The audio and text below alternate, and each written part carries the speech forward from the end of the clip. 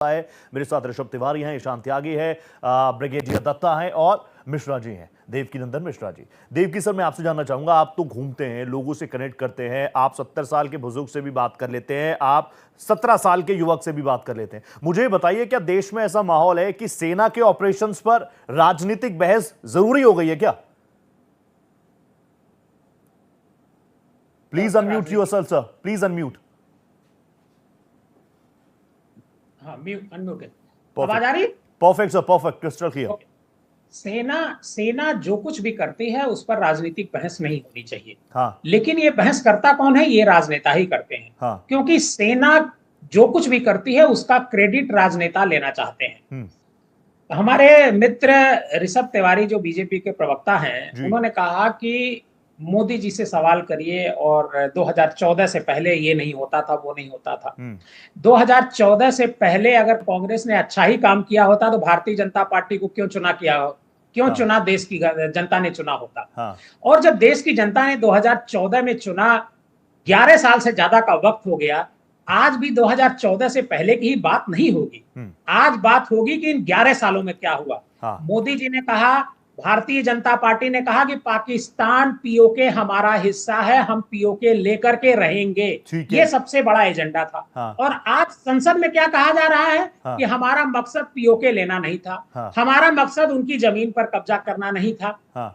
इस तरह की जो बातें होती हैं, इससे लगता है कि 2014 से पहले जो हालात थे उससे बुरे हालात आज हो गए। देवकी जी, लेकिन ये भी तो बात कही जाती है कि पीओके गया कब? वो कहते हैं नेहरू जी ने दे दिया पीओके, चाइना ने नेहरू जी ने दे दिया, अच्छी बात है। नेहरू जी के लिए इसको नेहरू जी के लिए को फांसी पर चढ़ा देना चाहिए। लेकिन आज जब हम लेने की बात करते हैं तो हम क्यों नहीं ले पाए? क्यों हम सीज फायर कर दिए? मुझे अभी भी याद है, मैं दिल्ली में था उस दिन इत्तेफाक से, जिस दिन सीज फायर का ऐलान ट्रंप ने किया। मेरा ट्विटर हैंडल में जैसे मोबाइल मैंने खोला, डोनाल्ड ट्रंप का ट्वीट आता है कि दोनों देशों में सीज फायर हो जाता है। मेरे साथ कई लोग बैठे हुए थे और सारे लोग अवाक थे इस बात को सुन करके, इस ट्वीट को सुन करके। बल्कि उन्होंने मुझसे कहा कि आप लगता है कोई गलत ट्वीट पढ़ रहे हैं। अच्छा। ट्रंप कैसे ऐलान कर सकते हैं? मैंने कहा नहीं साहब, ये ट्रंप का ही है। जब कई लोग किसी बात पर सवाल उठाते हैं तो मैं खुद संदेह में पड़ गया कि क्या वाकई ट्रंप का ही है कि किसी दूसरे का है। फिर मैंने इसको मैंने कंफर्म किया तो पता चला ट्रंप का है। भारत और पाकिस्तान के बीच में युद्ध हो रहा है। एक तीसरा आदमी 24 या 25 बार कह चुका है कि हमने युद्ध रुकवाया क्योंकि हमको व्यापार करना है। देखिए, वो देश के दुनिया के सबसे बड़े देश के राष्ट्राध्यक्ष है ट्रंप। तो इसका जवाब कौन देगा? इसका जवाब प्रधानमंत्री नरेंद्र मोदी जी को देना चाहिए कि ट्रंप साहब आप गलत कह रहे हैं।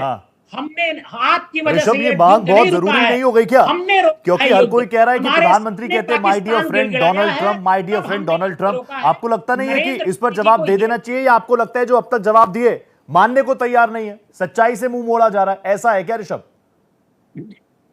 रोहित जी, देखिए, देश में ना कुछ लोगों को राजनीतिक मोतियाबिंद के साथ साथ राजनीतिक बहरापन हो गया है। और उनको इन 11 सालों में कुछ नहीं दिख रहा, क्योंकि उनके अंदर कुंठित स्वभाव है। और वो कुंठित स्वभाव इसलिए है क्योंकि उनको पूछा नहीं जा रहा, पुचकारा नहीं जा रहा, और उनको उस तरीके से ऐशो आराम नहीं दिया जा रहा जो पहले उनको मिलता था। तो उनकी तकलीफ और मैं समझ सकता हूं। दूसरी बात मैं आपको बता रहा हूं, सबसे महत्वपूर्ण विषय क्या है? महत्वपूर्ण विषय यह है कि 14 के बाद जो हमें गिनाया जा रहा है कि ये हुआ वो हुआ, अगर आप पॉलिटिकल कंपैरिजन ही देखेंगे तो 2014 से लेकर 2025 तक में आतंकी हमले का रेशियो पुराने सरकार के मुताबिक कम हुए हैं। और उस पे कार्रवाई 100% हुआ है, जो पहले नहीं होता था। इन आंकड़ों को ये कुंठित लोग नहीं बताएंगे, क्योंकि बताने से कैसे हो जाएगा भाई, तारीफ हो जाएगा ना, नहीं बताएंगे। और दूसरी बात मैं बता रहा हूं, जहां तक ट्रंप का सवाल है, उसी ट्रंप ने कहा 1000 साल पुराना युद्ध मैंने रुकवा दिया। फिर वो ट्रंप कहता है नहीं मेरा कोई इन्वॉल्वमेंट नहीं है। फिर आके कहता है नहीं मेरा इन्वॉल्वमेंट है। तो जो ट्रंप अपने बयानों से इतना मुंह कर रहा हो, उस पर इनको विश्वास होता है। ट्रंप की बात को लेकर प्रधानमंत्री जी ने स्पष्ट कहा कि तीसरे किसी का भी हस्तक्षेप नहीं रहा है, उस पर नहीं मानेंगे। अब ये इनकी बात सा समझिए। अरे आप कह रहे हैं पीओके क्यों नहीं लिया, आप कह रहे हैं ट्रंप को जवाब नहीं दिया। देश को कितना मजबूत बना के रखे थे इतने सालों में, कितना सेल्फ डिपेंडेंट बना के रखे थे इतने सालों में।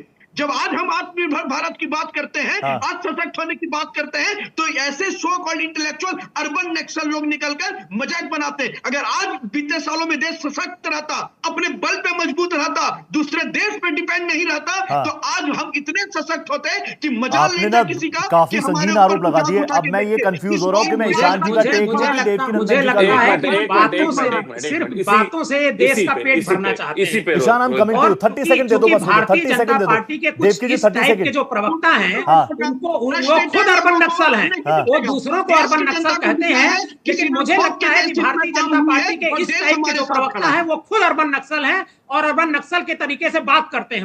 उनको तमीज नहीं है कि वो किससे किस तरीके से बात करते हैं।